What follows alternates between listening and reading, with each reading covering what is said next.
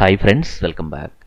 ఈ వీడియో సిరీస్లో మనం నేర్చుకోబోయే టాపిక్ ఏంటి అంటే 3ds మ్యాథ్స్లో ఉన్న పార్టికల్ సిస్టమ్స్ గురించి మనం నేర్చుకోబోయే ముందు మ్యాథ్స్లో ప్రతి ఆబ్జెక్ట్కి బై డిఫాల్ట్ ఇంటర్నల్గా మెష్ అనేది ఉంటుంది, కానీ ఎస్పెషల్లీ మీకు పార్టికల్స్కి మాత్రం మెష్ అనేది ఉండదు.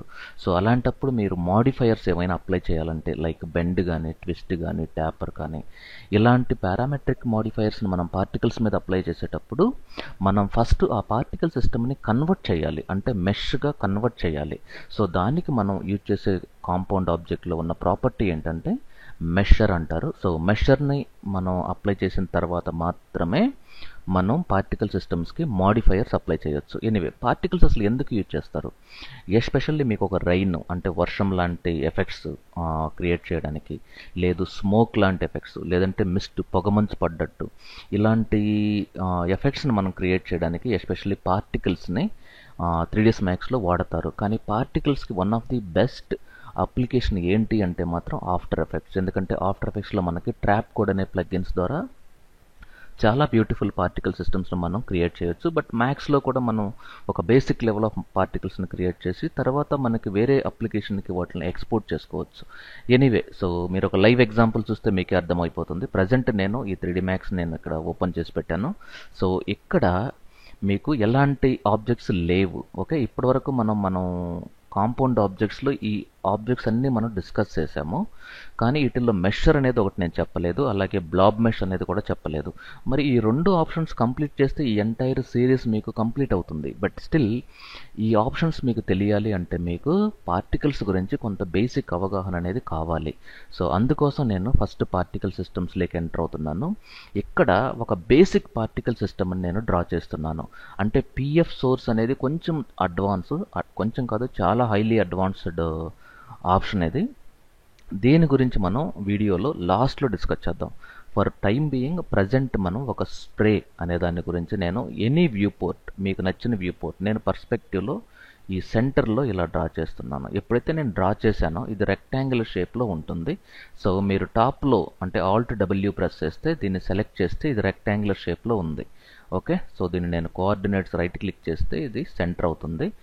సో ఈ షేప్ని మనం బేసిక్గా మ్యాథ్స్ లాంగ్వేజ్లో చెప్పాలి అంటే ఎమిటర్ అని చెప్పాలి. ఎమిటర్ అంటే ఆ పర్టికులర్ సర్ఫేస్ నుండి పార్టికల్ జనరేట్ చేస్తుంది కాబట్టి దాన్ని ఎమిటర్ అంటారు. సో మనకి లైట్ కూడా ఎమిటర్.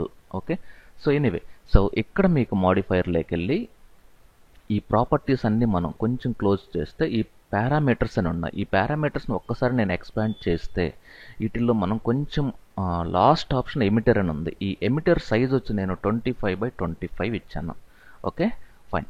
సో దీని యొక్క కలర్ మీకు వైట్ ఇస్తున్నాను నేను. ఎందుకు అంటే నేను స్క్రీన్ పైన మీరు బాగా చూడొచ్చు. ఎప్పుడైతే నేను ఈ క్వశ్చన్ మార్క్ అనేది నేను కీబోర్డ్లో ప్రెస్ చేస్తే అంటే బై డిఫాల్ట్ ఈ యొక్క ఎమిటర్ నుండి పార్టికల్స్ జనరేట్ అవుతున్నాయి. అంటే దీనికి మీనింగ్ ఏంటంటే యానిమేషన్ అనేది ఈ పర్టికులర్ ఆబ్జెక్ట్కి ఇన్బిల్డ్, అంటే మనం యానిమేషన్ క్రియేట్ చేయాల్సిన అవసరం అయితే లేదు. బై డిఫాల్ట్ పార్టికల్ సిస్టమ్స్కి యానిమేషన్ అనేది ఉంటుంది, కానీ ఈ యొక్క పార్టికల్స్కి బై డిఫాల్ట్ లైఫ్ ఉంటుంది. అంటే 30 ఫ్రేమ్, అంటే ఈ స్లైడర్ ఎప్పుడైతే మీకు ఈ 30th వస్తుందో ఈ పార్టికల్ చనిపోతుంది, కొత్త పార్టికల్ జనరేట్ అవుతుంది. ఈ లైఫ్ అనేది మీకు 100 years లాగా ఉండాలి అనుకుంటే ఇక్కడ లైఫ్ని నేను 100 అని పెట్టచ్చు. ఒకవేళ నేను 5 అని పెట్టాను అనుకోండి, ఎప్పుడైతే మీరు ఇప్పుడు ప్లే చేస్తారో 5 రాగానే ఆగిపోతుంది. అదే దీన్ని నేను 30 పెట్టాను అనుకోండి, కొంచెం లాంగ్ లైఫ్ ఉంటుందన్నమాట ఈ పార్టికల్కి. ఓకే, మీరు ఈ సెంటర్ మౌస్ని బట్టి డ్రాగ్ చేస్తే తెలుస్తుంది. కానీ ఈ పార్టికల్స్ ఇంకొంచెం ఎక్కువ కావాలి అంటే ఈ వ్యూ పోర్ట్లో నేను చూసేటప్పుడు పార్టికల్స్ ఎక్కువ కావాలి అంటే ఈ వ్యూ పోర్ట్ కౌంట్లో నేను ఒక 2000 ఇచ్చాను అనుకోండి, నంబర్ ఆఫ్ పార్టికల్ చాలా ఎక్కువ కనపడతాయి. కానీ ఈ స్పీడ్ అనేది నేను 1 ఇచ్చాను అనుకోండి, చాలా స్లోగా కనపడతాయి. అదే 2 ఇస్తే ఇంకొంచెం ఫాస్ట్గా కనపడతాయి. కానీ వేరియేషన్ అనేది ఏంటంటే మీకు బై డిఫాల్ట్ ఇవి ఈక్వల్గా స్ప్రెడ్ అవుతున్నాయి. అంటే కొంచెం డిఫరెంట్ జిగ్జాగ్గా కావాలి అంటే కొంచెం డిఫరెంట్ డైరెక్షన్స్లో ఇవి స్ప్రెడ్ అవుతూ కావాలి అంటే ఈ వేరియేషన్ నేను 1 ఇచ్చాను అనుకోండి, ఇలా వస్తుంది. 2 ఇస్తే ఇంకొంచెం డిఫరెంట్ యాంగిల్స్లో అన్ని యాంగిల్స్లో స్ప్రెడ్ అవుతాయి. దీన్ని వేరియేషన్ ప్రాపర్టీ అని మనం చెప్పొచ్చు. అలాగే దీని యొక్క సైజు, ఈ పార్టికల్కి బై డిఫాల్ట్ సైజు ఉంటుంది. దాన్ని మనం మార్చాలి అనుకున్నప్పుడు ఇక్కడ వాల్యూ ఎంటర్ చేయొచ్చు. Say for example 10. ఓకే, వీటిని పార్టికల్ సైజ్ అంటారు. అదే మీకు స్పీడ్ 4 కావాలంటే 4, లేదంటే 2 కావాలంటే 2.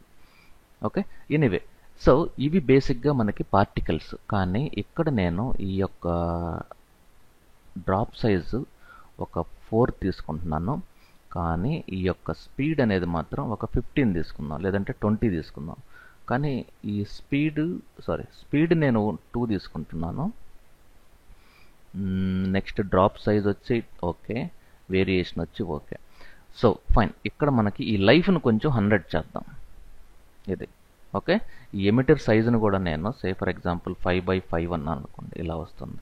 లేదు 2/2, లేదంటే 1/1 ఇలా. ఫైన్. సో ఎనీవే మీకు స్క్రీన్లో క్లియర్గా కనబడుతుంది. ఇన్ కేస్ మీకు జీ ప్రెస్ చేస్తే గ్రిడ్ కూడా ఆన్ అయిపోతుంది. ఇప్పుడు మనం ఇంకొంచెం న్యాచురల్గా చూడొచ్చు. కానీ ఈ వేరియేషన్ అనే దాన్ని నేను 0 చేస్తే అవి ఈక్వల్గా స్ప్రెడ్ అవుతాయి. ఫైన్. ఇప్పుడు దీనికి నేను బెండ్ ఇచ్చాను అనుకోండి. బెండ్ ఈజ్ నథింగ్ బట్ ఒక డూప్లికేట్ తీసుకొని ఈ యొక్క మాడిఫైయర్లో ఆల్రెడీ మీకు బెండ్ అనే ప్రాపర్టీ గురించి మనం చూసాం. బెండ్, దీని యాంగిల్ వచ్చి 180 లేదంటే 360 ఇచ్చాను.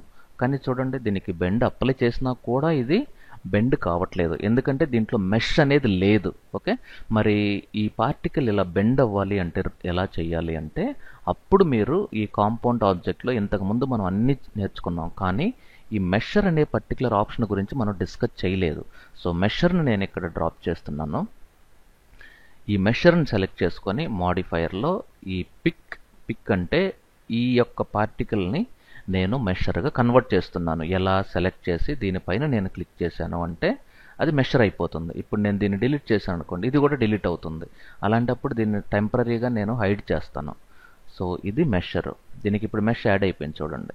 ఇప్పుడు దీనికి మీరు మాడిఫైలో బెండ్ ఇచ్చారనుకోండి, ఇది బెండ్ అవుతుంది. Okay fine. మీకు ఈ రెండింటికి డిఫరెన్స్ అయితే మీకు అర్థమైంది కదా.